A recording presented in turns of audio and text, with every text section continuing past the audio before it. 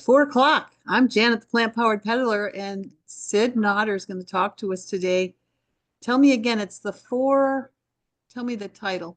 4 tips to stay mentally motivated with healthy eating. Yes, and Sid is an educator, a chef.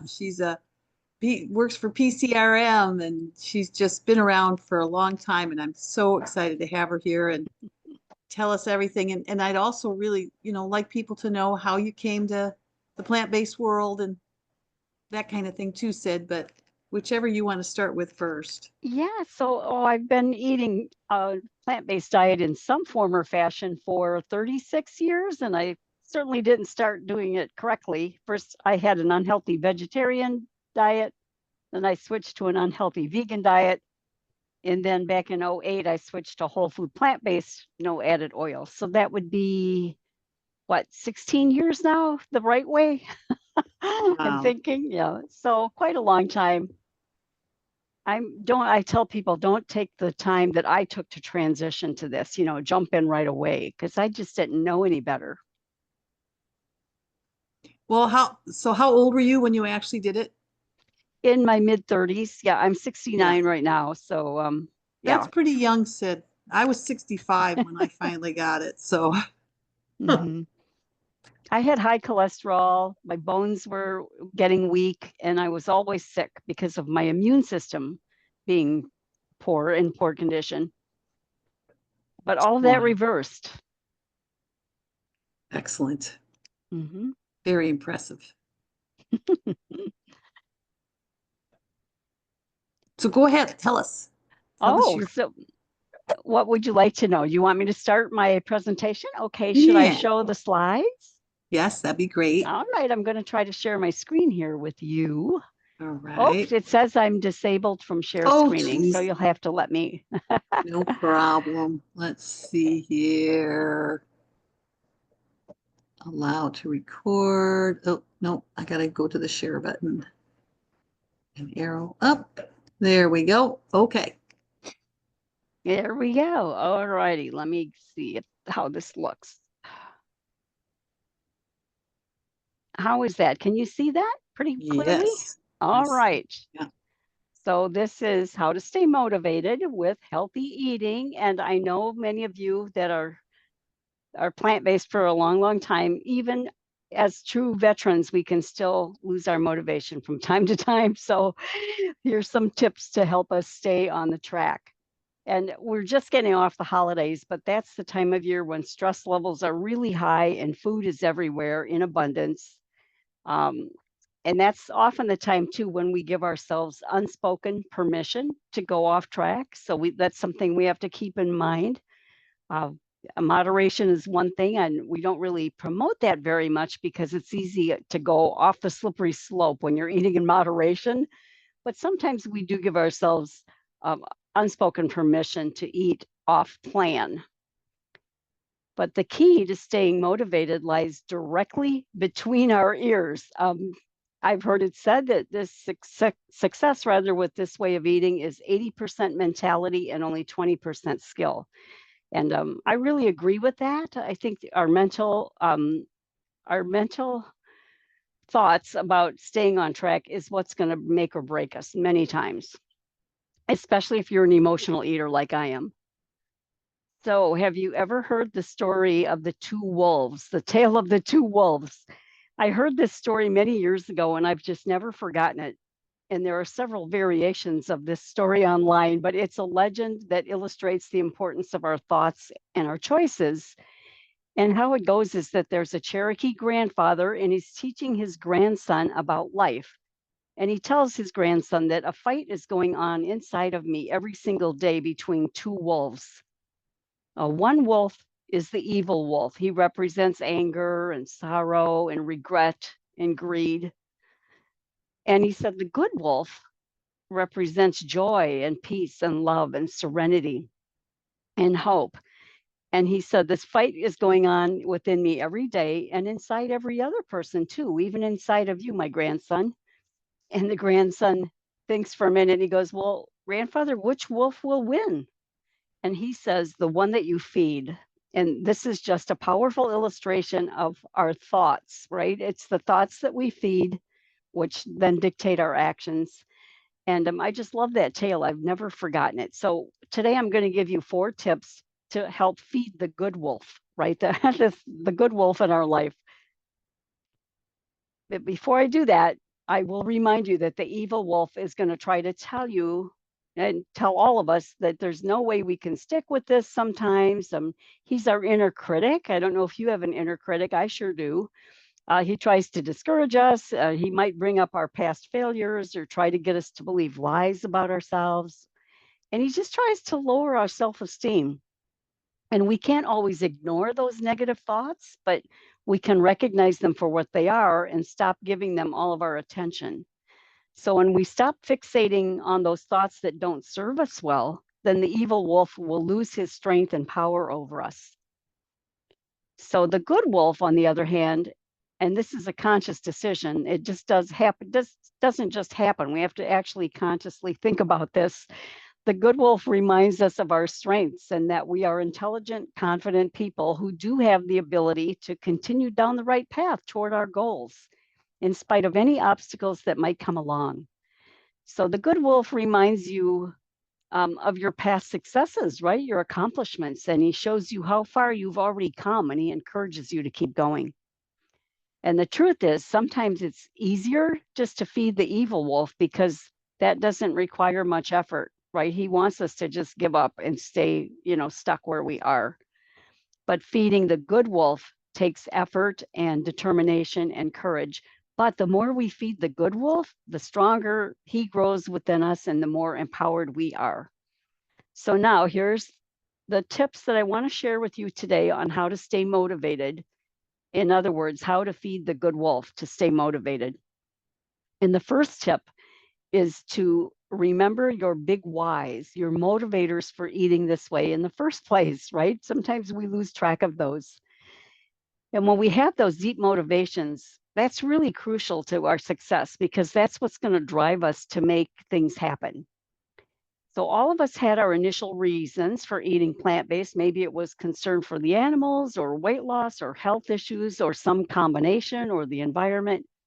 And perhaps those reasons have morphed or grown into other reasons. So think about your big whys, your reasons, and here's a kicker. Then you add the words so that, and this really makes a difference because the why is your desire, but the so that is the real motivator. And I'll give you some examples of things I've heard from some of my clients. Okay, so I want to get rid of my joint pain so that I can comfortably travel and play with my grandkids. See the power with adding so that to the end of the desire. One lady told me, I just turned 50, I'm overweight and I have hypertension and I don't like where this is heading. So I need to make changes so that I can age well and avoid a heart attack. Another client said, my gut issues prevent me from doing so many things, and I've got to reverse this so that I can stop being afraid of going out and worrying if I'll find a bathroom. One man told me, I've watched my dad suffer with dementia, and I want to eat right so that my family does not go through that same heartache with me. So that's a big so that right there. And then lastly, someone shared with me, I'm concerned about my immune system because I'm sick a lot. So I want to strengthen my immunity so that I can better ward off colds and any viruses that might be coming down the pike. And then my own personal big why, which has always been one of my biggest whys, is my dire family history. I come from a really sick family. My parents, both of my siblings, I've only got one sibling left and she has dementia and is bedridden with a stroke. So I have a lot of family issues and I just want to stay out of the medical system as much as possible as I age.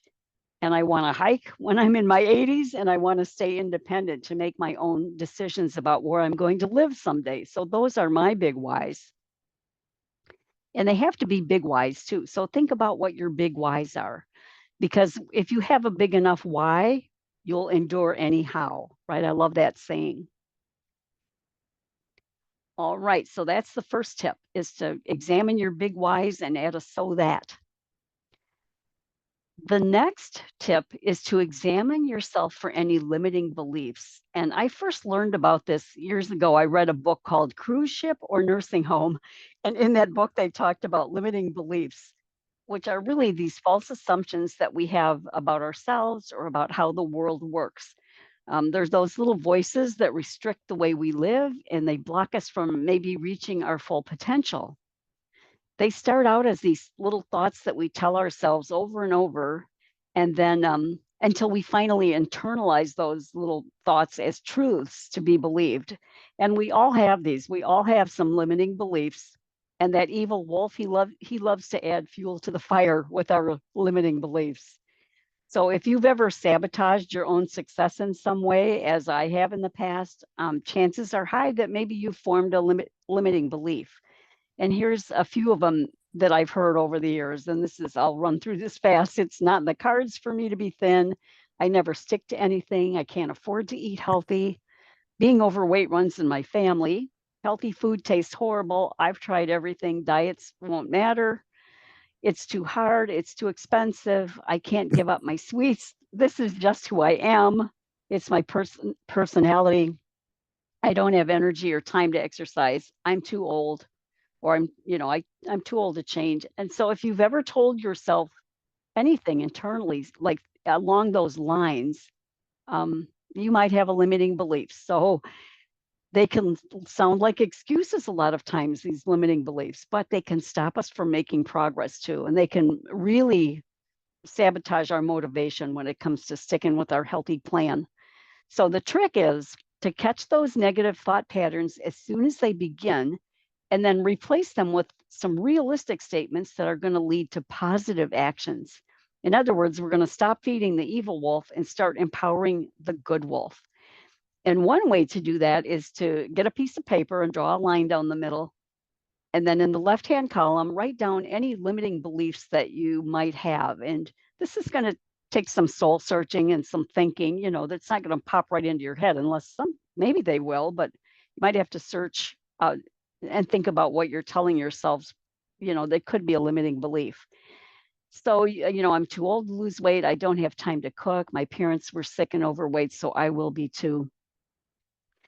Then cross those out, and on the other side of the page, you're going to write a realistic yet true statement that you could agree with, like, I'm capable of losing weight safely at any age. Cross out, I don't have time to cook, and change it to, I can prepare simple meals and my health is worth it. Cross out, my parents were sick and overweight, so I will be too, and change that to, my choices determine my health outcomes because genetics play only a small role. So there's actually a worksheet for this, an assignment on my website. If you're interested in that, I'll share my website at the end. Just go to my website and type limiting belief in the search bar, and a homework assignment will come up for this. And then keep those answers handy by you where you can see them every day as reminders. So that's the second tip, is to examine your limiting beliefs. The third tip is to practice gratitude. And this ties in closely with what we just covered about limiting beliefs. Because when we engage in that negative self-talk, that's really going to prevent us from achieving our goals. So we need to reject those messages right away and engage with that good wolf who's going to remind us about the positive aspects of our life, the things that we can really be grateful for, your family, the roof over your head, the availability of healthy food in the marketplace, and the fact that you have a car and the ability to drive there, and that you're capable of learning how to cook differently, and your comfy bed and your pets and your faith and your friends. There's so many things to be thankful for, plus any health benefits that you've already seen from eating this way, right? Think about that. So gratitude is going to help us stay motivated when we're focusing on what we're gaining instead of focusing on what we're giving up. Now, one mental tip I use to stay kind of grateful with things, I don't like to do mundane chores. I just really don't. And so I have to reframe that in my head. Instead of having a bad attitude, I'll say, oh, I get to go outside and pull weeds today, make it kind of a Yay, I get to run errands today, even though I'm not in the mood, I get to run errands because I realize there's a lot of people that can't do just those simple things and they give anything just to be able to do those simple routine tasks. So I have to realign my perspective and be grateful for the things I can do and that I'm healthy and I have the ability to do all these things. So be grateful too that you get to choose healthy foods that are going to nourish your body. So again, focus on what you're gaining with healthy foods, not what you're giving up by giving up the cheese and the sweets. I get to enjoy mashed potatoes and gravy that's going to help me reverse my diabetes. Think of things and the benefits with those food. I get to eat tacos and burgers that taste delicious.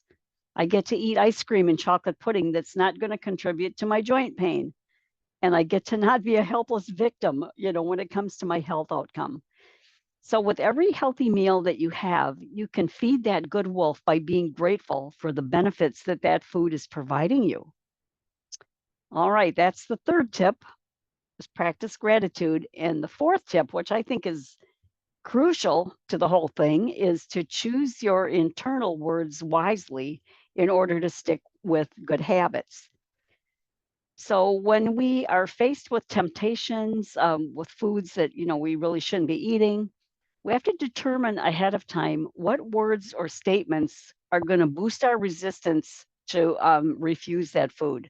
I call that equipping the toolbox between your ears, right? These are inner statements that you'll come up with that you can pull out when you need them. Don't wait until you're tempted. You have to think about these before you get tempted, especially when you're tired or bored or stressed out. That's when we're most likely to veer off course as well.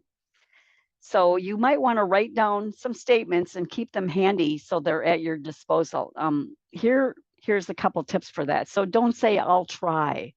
Avoid those words, because when you say I'll try to avoid the cinnamon buns at the mall, or I'll try not to drink too many mocha swirl lattes, you've already set yourself up with a little escape route there by saying I'll try. You have to determine ahead of time that you are going to avoid that refined bakery and the high sugar lattes.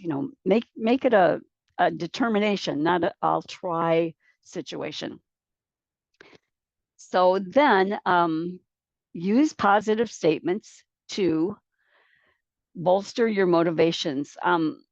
This is somewhat similar to the positive statements that you make with your limiting beliefs exercise, but they go a little deeper. This is what you really care about. And I'll share a couple of mine examples. When I'm tempted to veer off course, I think of a scripture that says, anything a person gives into controls him and soon becomes his master. That one makes me really stop in my tracks. So am I going to give into a junk food cupcake and possibly allow that cupcake to master me? No, I'm stronger than that cupcake. This is how I talk to myself. Another verse that I use is, there's a verse that says, everything's permissible for me, but not everything is beneficial. I will not be enslaved by anything and allow it to control me. So again, am I going to let that vegan mint ice cream, which is super high fat in the freezer case and filled with a lot of questionable ingredients, and it's vegan, it's permissible for me, but is it beneficial for me? No, it's really not. And I just completed a label reading class. That's why I know it's not beneficial for me. I can make mint ice cream at home really quickly, and that's what I'm going to do. So you have to come up with things that are going to motivate you. Those were just my examples. But you could say, or you might think about, I have the clarity of mind and the desire to make good food decisions, or I trust myself to make the right decisions at the family party, and I have all the abilities I need to do that. Or you could think to yourself, there are no food challenges today that I cannot confidently handle. So whatever's going to work for you, that's the trick.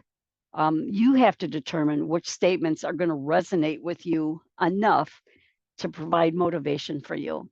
So last Christmas, I was at a woman's party and I won the raffle, which was a big bag of Dove chocolates. And so instead of making a scene about it, oh, I don't eat that, I just took it graciously and was going to give it away or throw it away, basically. But I had to ride home for 30 minutes in the car with that bag of Dove chocolates. on the passenger seat. And I was really tempted to eat one.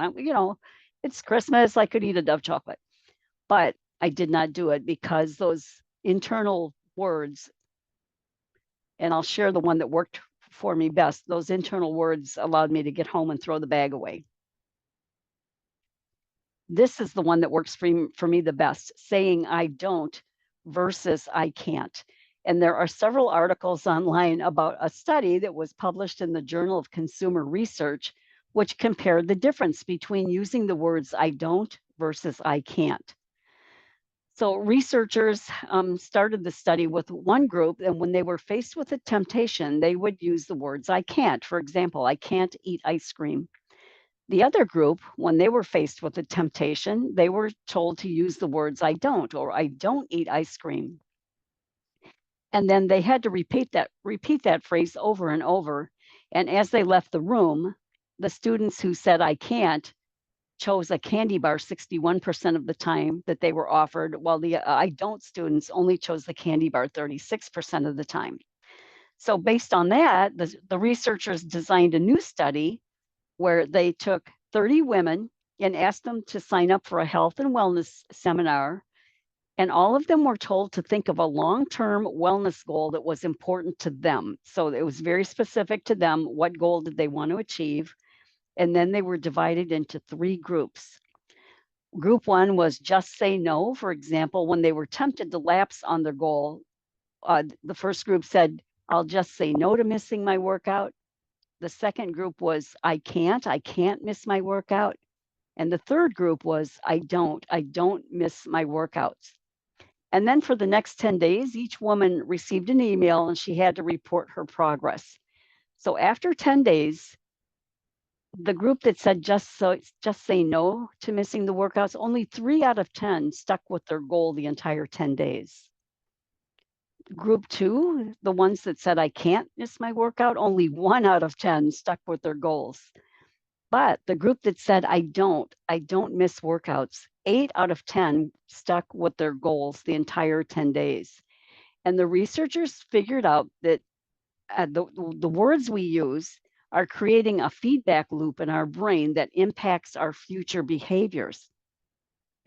So when we say I can't, that creates like a limitation in our brain. It's like we're forcing ourselves to do something we don't want to do. Like I can't eat that glazed donut, right? That implies I would eat it or I could if my situation was different. But I can't is a reminder of our limitations. But when we say I don't, that creates a feedback loop that reminds us that we are in control and power over the situation. So I don't eat glazed donuts, for example. That leaves no room for debate, right? It's a hard and fast rule that you've already set for yourself. I don't eat glazed donuts, right? I don't eat Dove chocolates. That's what made me not eat those Dove chocolates. In other words, saying I can't is psychologically draining because it's a restriction that's going to undermine your ability to say no. But when we say I don't eat a certain food, that's psychologically empowering. So every time you catch yourself thinking, oh, I can't eat that, change that narrative to I don't eat that anymore. That's a much more powerful thing to tell yourself. Sid, for me, when I hear I can't, it sounds like somebody else made the decision, not me. Whereas when I say I don't, to me, that feels like I'm deciding what I'm going to do and I'm not going to do. And it does feel a lot powerful. It's something I want, not something someone else said I should want. So, yeah, I exactly. just think it's so powerful. Yeah, this technique really works good for me personally too. It really strengthens my resolve to say no, for sure. So to recap our 4 tips, it was to remember your big whys and then add the words so that, examine your limiting beliefs, practice gratitude, and then choose those internal words wisely. And each one of these reflects the need for thought and awareness. Our minds have to be fully engaged, not only through the holidays, but whenever we're at a party or out in the world where there's bad food everywhere. Our minds have to be fully engaged if we truly intend to stay on track. So I'd be interested to know which of those tips resonated with you the most. So stay motivated with your healthy plan. Remember to feed the good wolf. The you in 5 years from now will thank the you of today. Heck, the you 6 months from now, it doesn't have to be 5 years. The you 1 month from now will be thanking the you of today if you stick with your healthy plan, for sure. And there's my website. If you want to go get that limiting beliefs exercise, it's just sidnotter.com. And there's a bunch of free stuff there too. All right, I will stop sharing.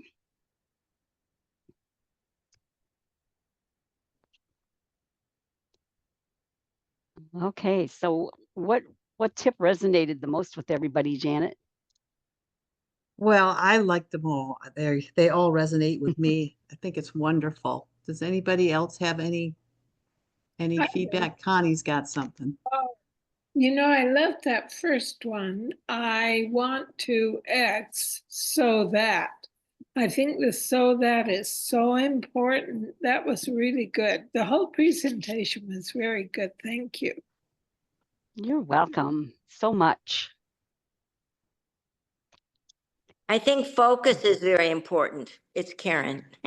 Focus and pause, but pause first and then and focus, really focus before you make your choices. And then go into those four. Those are great. Yeah, it's a practice and we just have to do it. Yeah, Karen, you reminded me of something that we talk about with emotional eating is there's the trigger, and then you've got to put a space in there, a pause, create the space between the trigger and the response. That's exactly what you're talking about. Then Yeah. you can think about a different route to take instead of the knee-jerk reaction to just go get food, because I'm an emotional eater and I know the power of it. when your brain gets in that frenzy, you're just going to eat. So putting that pause between the trigger and the response really helps. Putting the pause between me and the popcorn, the hot air popcorn. I had a terrible addiction, as you know, to that. And I couldn't get to that hot air popcorn fast enough, and I was not pausing or focusing. Gina's got her hand up. Oh, Yeah, hi. Actually, honestly, I thought that the entire presentation was fantastic because everything you said was like a major point or something that was important that did resonate with me.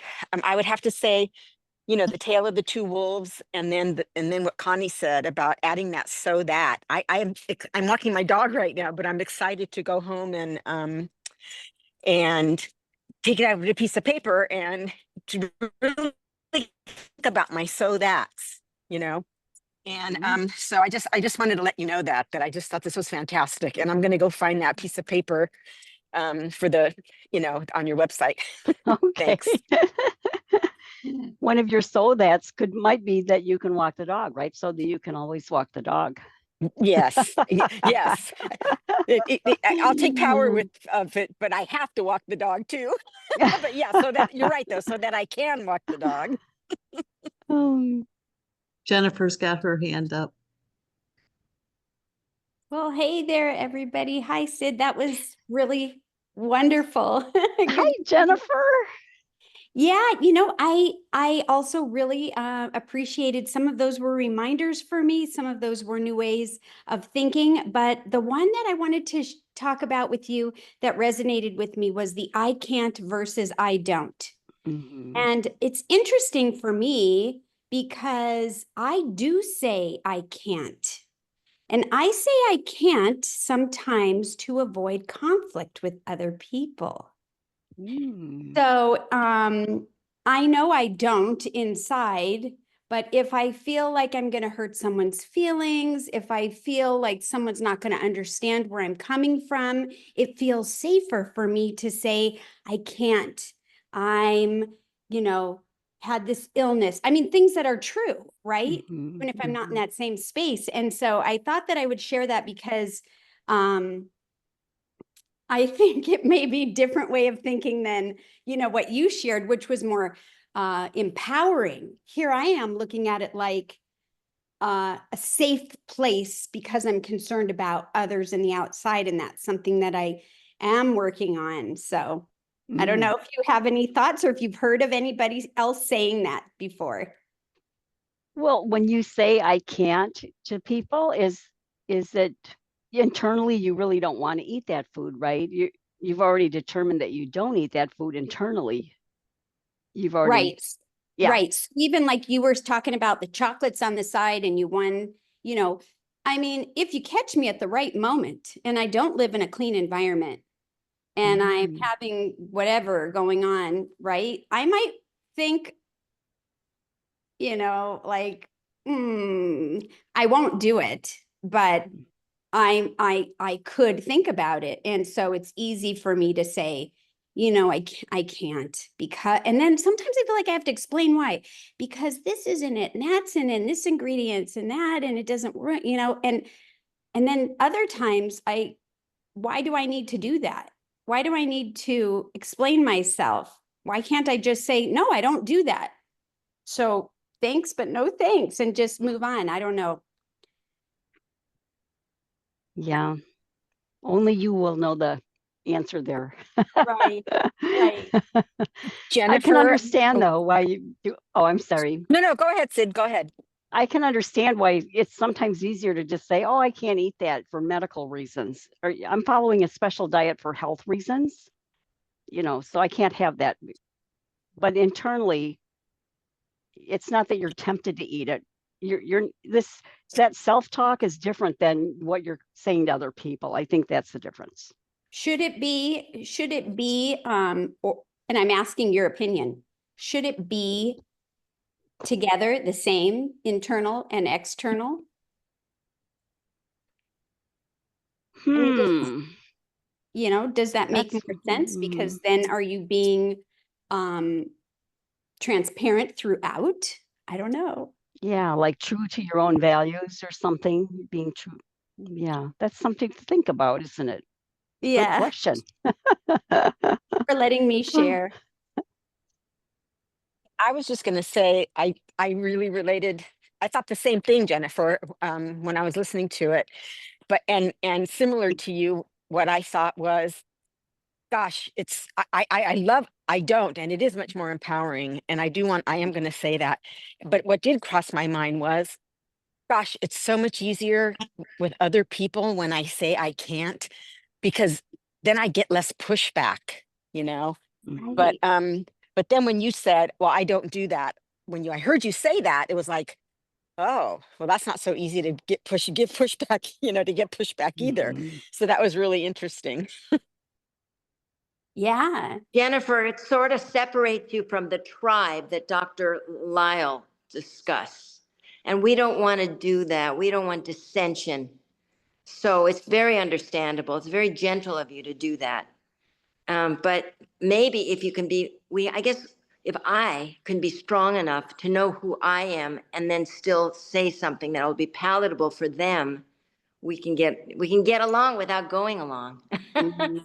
To I coin love a that. phrase. I love that. Thank you, Karen. That's very kind. Yeah, I think that sometimes we feel like we have to try someone else's opinion on for size, and we don't have to. We dress ourselves, and so we don't have to try someone else's opinion on for size. I often think that when I think about the story about the doves candy that Sid shared, I ask myself, is that thought meant to help me grow or to keep me stuck?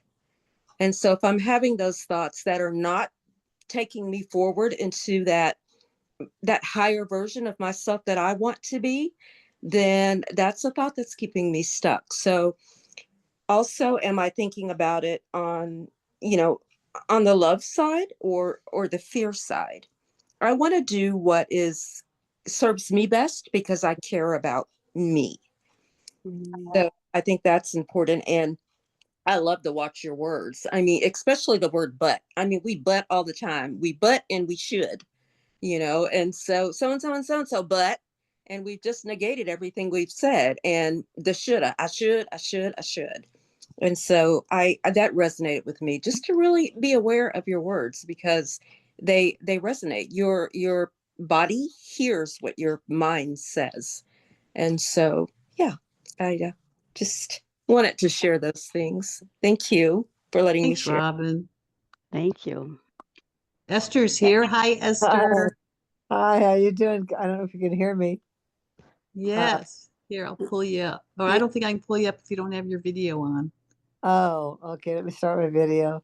There. Hi, Okay. Esther. Hi, everybody. Hi, Sid. Hi. I'm so thankful that I just happened to look at the clock and chime in. This is wonderful. I love you all.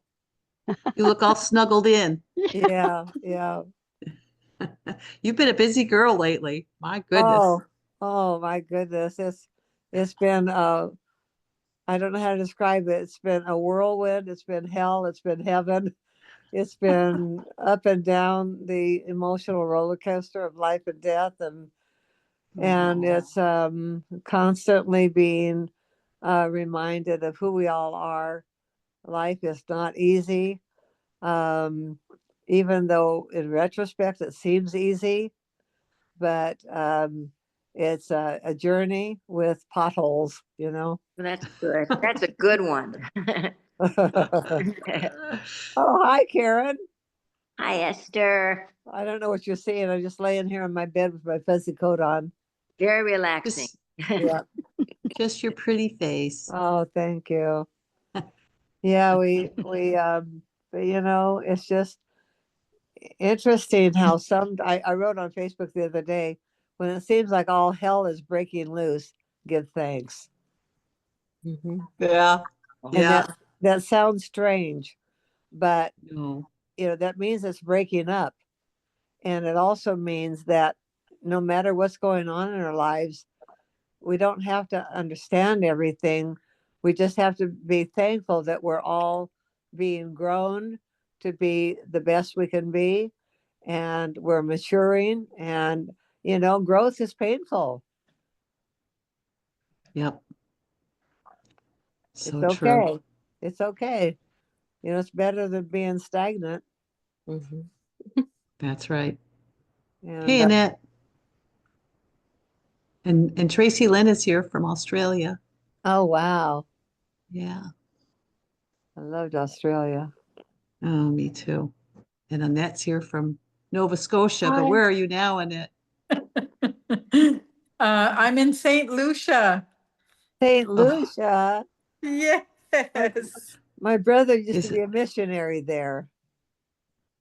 is it It's a warm and beautiful? beautiful place. It was 29 degrees Celsius today. I'm not Oh sure my how gosh. that translates to Fahrenheit, but we spent the afternoon on the beach. It's beautiful here. Yeah, I would say that's nice and warm, Fahrenheit Yes. wise. Yes. Wow. Well, That's I have a couple of questions for Sid. Does anybody else have anything they want to resonate on with her talk? It's just a beautiful talk. Here, Esther, in case you want to like close your eyes and snooze, I'll oh take you out of the spotlight no, there. I'm just sorry that I missed Sid, because she Oh usually no. follows me on Be Green with Amy. Well, I'll put it up on YouTube, so there's always the replay. Okay. And she's wonderful. It's just wonderful to Oh, have you come and oh my visit us and gosh. grace us. Yeah. Thank you so So much. I don't see any other hands up. So I'm just curious, as an instructor and a chef and a coach, for somebody new, how do you start them shifting, or do you do it? Well, how do you do it? Well, I have a transition course spelled out in my book. It's don't be overwhelmed that you have to find 100 recipes on day one, right? Find 6 recipes that you like, or 8, and it's going to be a journey. You're not going to like everything, but you're probably already making some things that are pretty much already vegan, like pasta with marinara sauce with some steamer veggies on top. Boom, there's a great dinner. Easy things. So think about what you're already making that could easily be converted to be meatless and dairy free. Um, first of all, spend the week planning. Don't jump into it without planning the week out. Okay, make your store list, what you're going to have for dinner each day. Here's my thing that I do, because I have a husband that does not like to eat the same thing all the time. I have to always have variety in the house. So every week I pick one Asian dish, a Mexican dish, an Italian dish, a pasta, and a burger. So those are the 5 things for the week. And then I make them all at once. I batch cook. Not a lot of people want to do that. So it depends really on, do they want to batch cook? Do they want simple meals they can prepare every day? A lot of it depends on their lifestyle too. But we'll go through easy things they can do to get started. It doesn't have to be hard, oatmeal for breakfast, minestrone soup for lunch, and a salad with a burrito for dinner. We're going to keep it simple. And then add new things in as you go.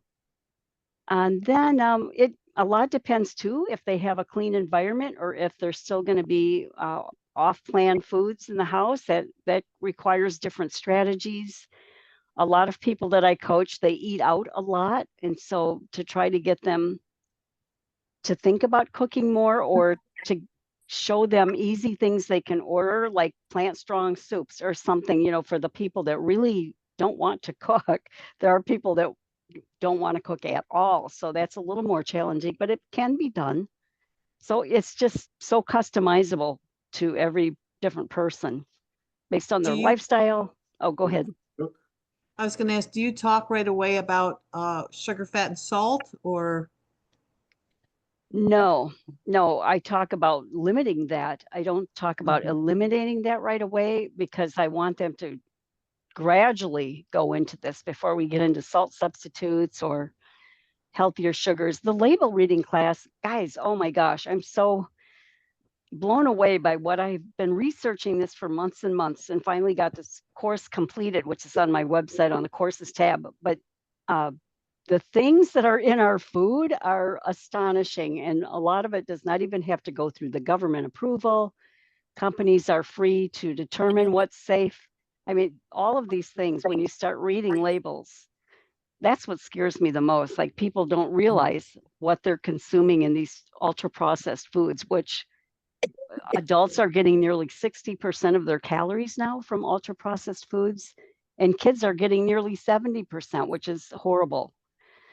And so in the course, I talk about the health damage that's being done, that we know is being done by these ultra processed foods. They are just, and 73% of the food in the store is ultra processed. So what do?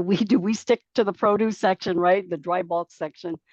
But there are times when we're going to buy things that are packaged, so the course talks about, not all processed foods are bad, of course, but the more processed they are, the worse they get.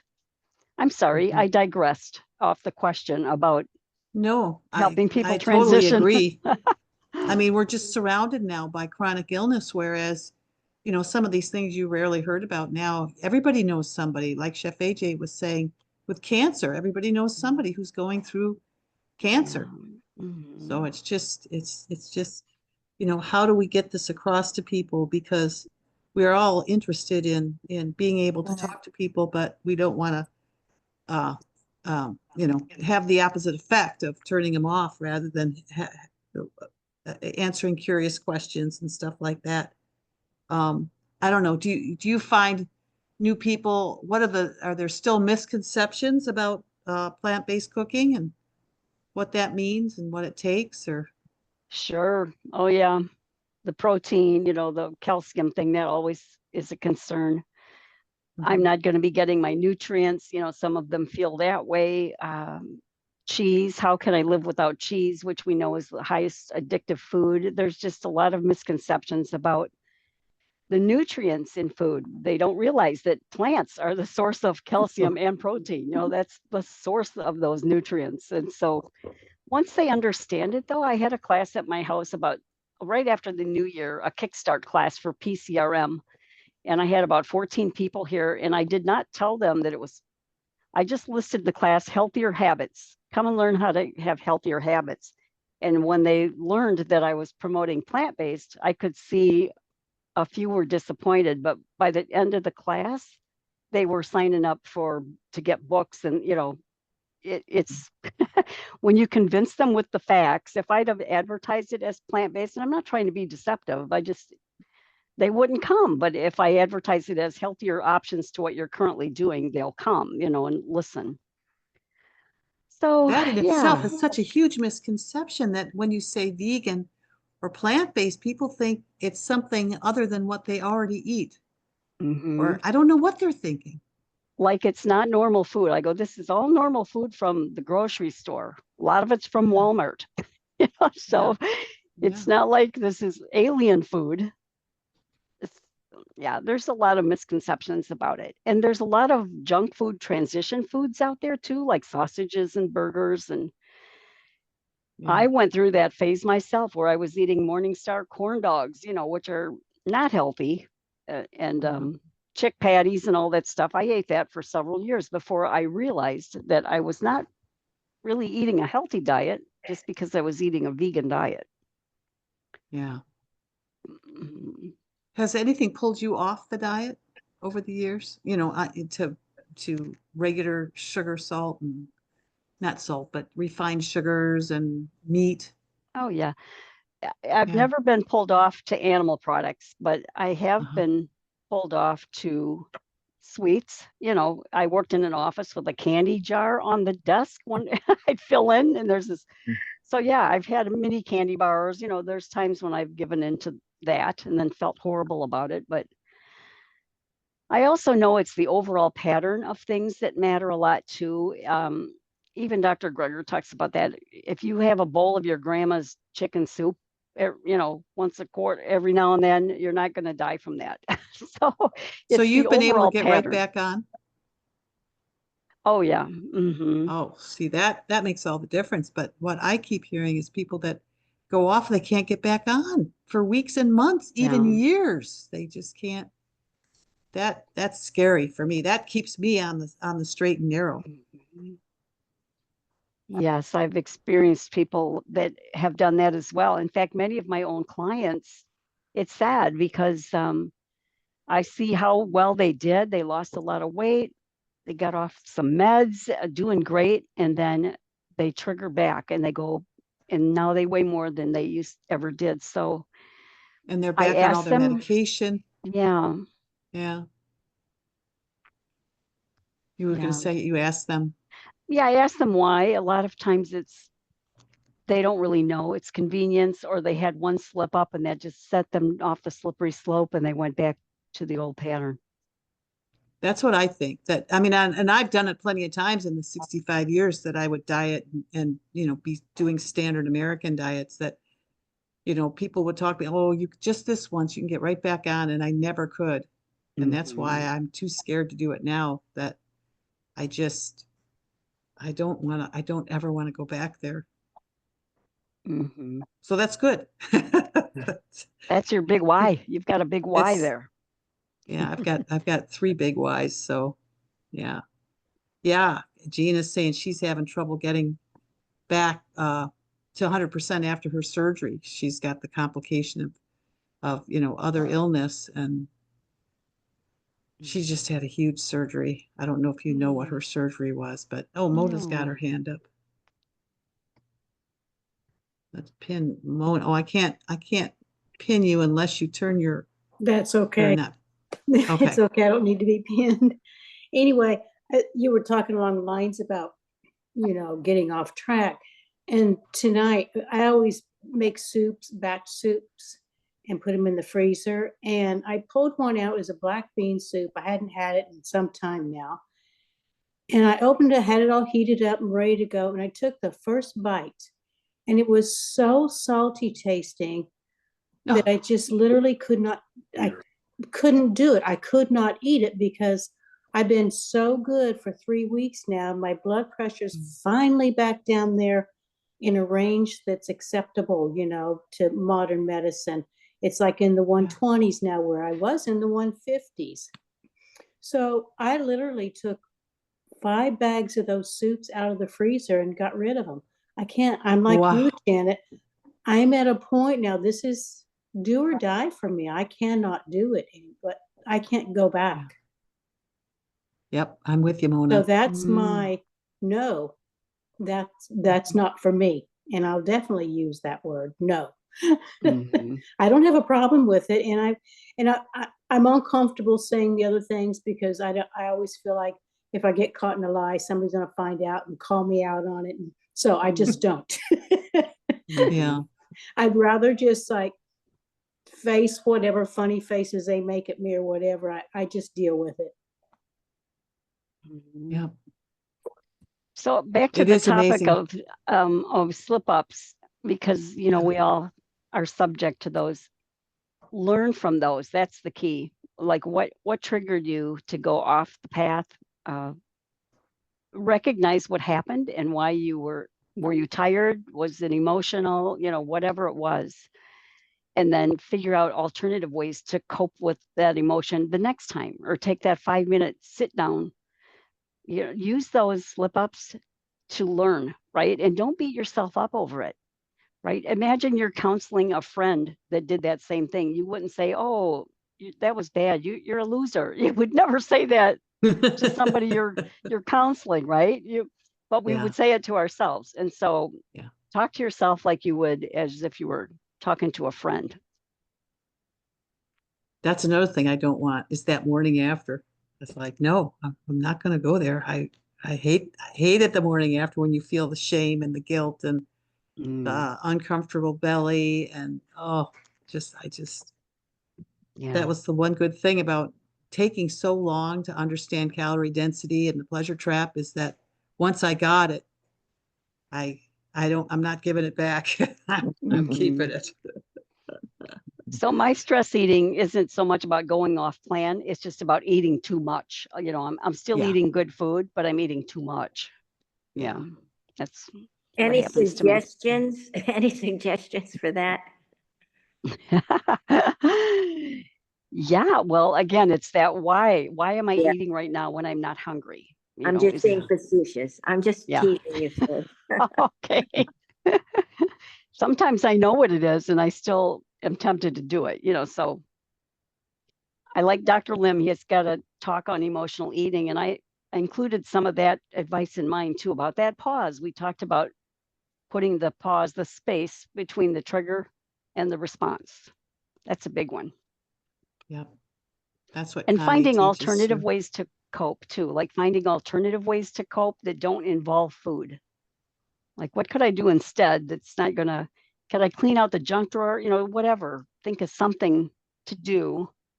And usually within 5 minutes, you'll be over that desire. It doesn't take long to eat, the desire to eat. But the more we dwell on that desire to eat, the more it's gonna win. So you gotta nip it in the bud, as Barney Fife says. What are your go-to staples in your pantry that you always have on hand so that you can whip something up, like being prepared is so important for us. Yeah, it's funny. We went to Florida for 2 weeks, and I packed a whole extra suitcase for food because we don't go out to eat. So barley burgers are a big one. Those are my hubby's favorites, and all I have to do is have frozen barley in the freezer, and I can whip those up in a hurry. Pasta. Aldi's has organic, oil-free, sugar-free pasta sauce for $2 a jar. If there's an Aldi near you, highly recommend stocking up on that pasta sauce. It's really good. Rice, I've got Trader Joe's brown rice, organic brown rice in the freezer. Usually the things I whip up, like I said, I've got to have the Mexican thing. Right now, yesterday I made tamale pie, which is pretty easy. I made a roasted veggie pasta, Asian noodles, the barley burgers, and a pineapple chili, which I saw somebody wrote in the comment that they liked the pineapple chili. So I had that in the freezer too. So yeah, I have to plan my week out with that in mind.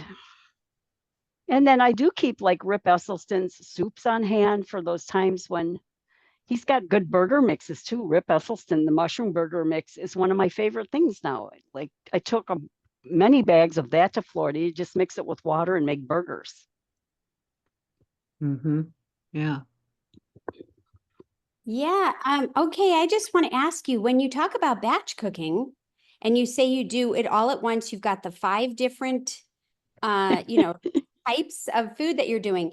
Do you batch cook for that week, or do you make enough and freeze some of it so that maybe next week you don't have to do all 5? I was just wondering.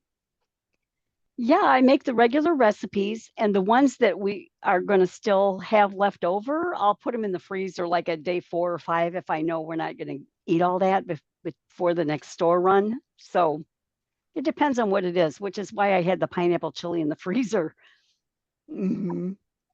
When you freeze it, do you freeze it in portions or just like whatever it is and then you guys share it, or? Yeah, I just freeze it in one container, whatever size it needs to be, the one container, and then I thaw the whole thing out. Nice. Yeah.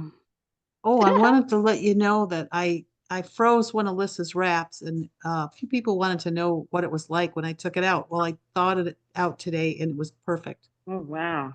So you can Wow. freeze her wraps. Yeah. Which wrap did you make? I've tried 5 of them. And Everything but the bagel.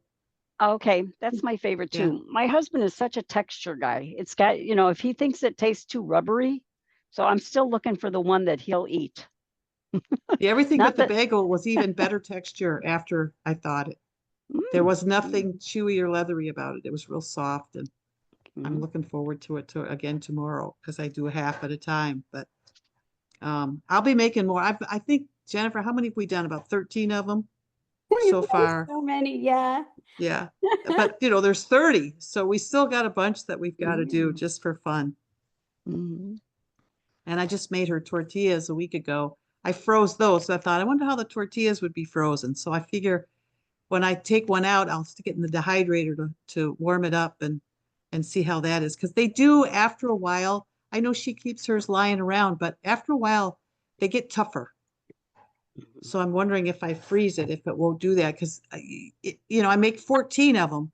It takes a long time. I eat one at a time because they're so filling with the nacho sauce and everything. So it's like, I got to freeze them. I can't. They're getting too old, So. You make 14 of Lissa's wraps at once? No, her tortillas. Oh. 5 cups of organic corn and a half a cup of flax. That's all it is. It makes 14. I have a little mold that I make them from, and that's a ton of tostadas. I used to curl them and make tacos, but now I just let them be flat. They're so much easier to store and to freeze when they're flat. And I love a tostada, so I've yeah, actually I love her put them stuff. just in the pantry. And they last too a long time. I've done I that. think they get tough Do you? when they're just, yeah. I mean, in my opinion, they start to get. If I'm I don't know. hungry enough, it'll work for me. I've had them in They the would- they pantry def- or, oh, go ahead. They're still edible, definitely.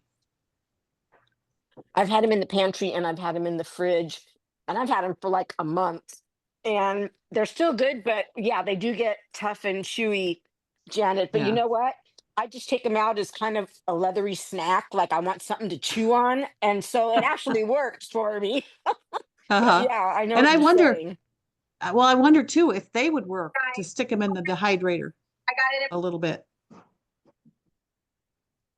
They might, Yeah. yeah. So anyway, some things to Or try. even spray them with water and put them back in or something. Yeah, that's it. Yeah. But Yeah. it sounds like putting it in the freezer sounds like a good solution too. Yeah. Yeah. Well, for me, Sid, what happened is my skin had this rosacea breakout and a bacterial thing around my, breakout around my lips. And of course, I went to my doctor and she just wanted to give me an antibiotic. And I thought, no, I'm not doing that first. So I went on Goldner's 6-week program with Nan, Nan Simonson. She was doing it to change some markers on her blood work. And so the two of us did it September, October, and it got like 90% better. And then I did this juice fast for 40 days and my face is all cleared up. And so, I just did it for medical reasons. And it's just amazing how, to me, to be able to heal myself from the inside out, on food, I love it. I just love it. So Was that juice fast strictly juice for 40 days, Janet, or? Yeah, yeah, there's a thing, Lou Corona makes this lemon ginger blast, and it's a green drink. We had 3 quarts of that a day, a quart of pineapple juice, a quart of orange juice, and a quart of grapefruit juice, because it was supposed to all be astringent fruits to clean out my gut. So, and it did, man. It just cleansed me. And my gut still hasn't recovered to where it's, solid bowel movements yet. Your But skin it looks, sure, your skin looks Yes, your fabulous skin though. looks great. I was going to say that, Yeah. too, Mona. Yes, it's beautiful. and my hair, I just can't get over my curls. And so something's happening. I'm just trying to be patient, because it's only been, what, maybe 2 weeks since I finished the 40 days. So, now I Dr. love this. Dr. Goldner's plan, right? Yeah. You said, Yeah. what is that? Is that oil free, or what does she promote? I'm not quite sure. Yeah, I mean, she uses flaxseed oil or chia seed oil if you can't tolerate the flax seeds and the chia seeds. And it's an omega-3 oil, so it's different. It's not inflammatory. And so she does her green smoothies with a half a cup of chia or flax, or a combination of the two.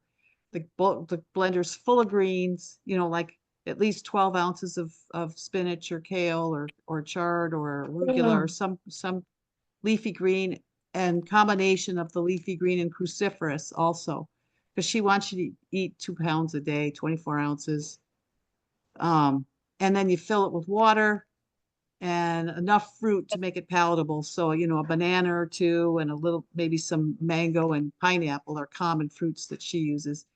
And you drink that. She drinks it all through the morning, and then you just eat raw the rest of the day. If you're really trying to do a rapid recovery where you're trying to heal from something, she recommends 100% raw, and you can have all the avocado you want. So it's a little bit different in that she wants to hyper nourish you, overload you on omega-3s, and really, I think the avocado is to give you some calories, because it's the only other calories besides the omega, the chia and the flax.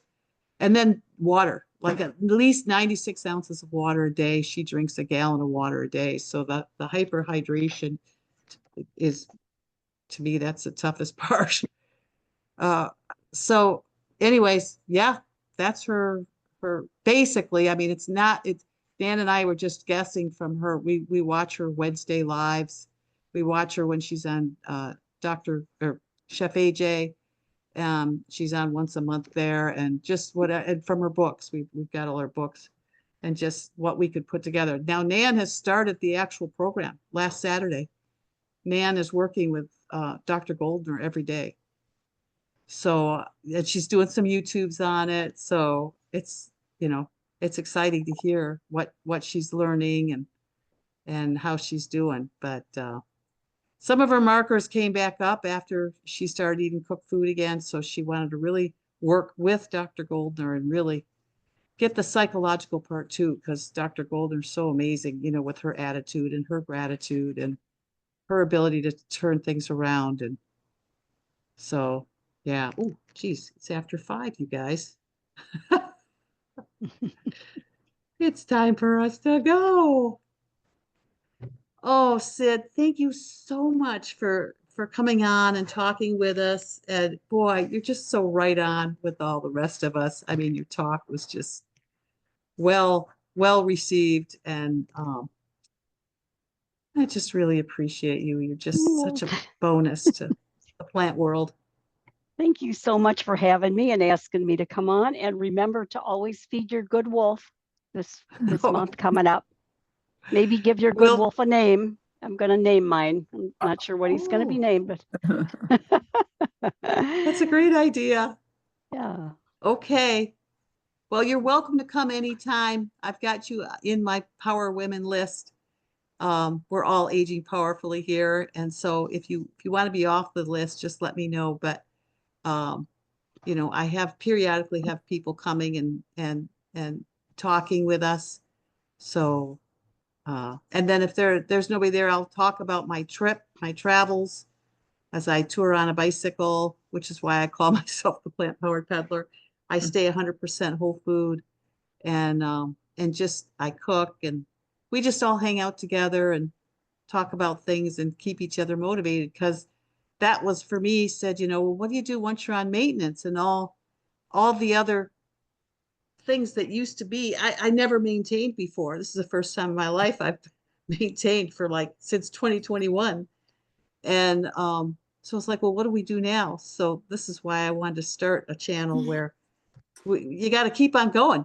Let's keep each other motivated. And so Very good. That's my mission. Awesome. So good night, everybody. Take care. See you next week. Thank you. Night.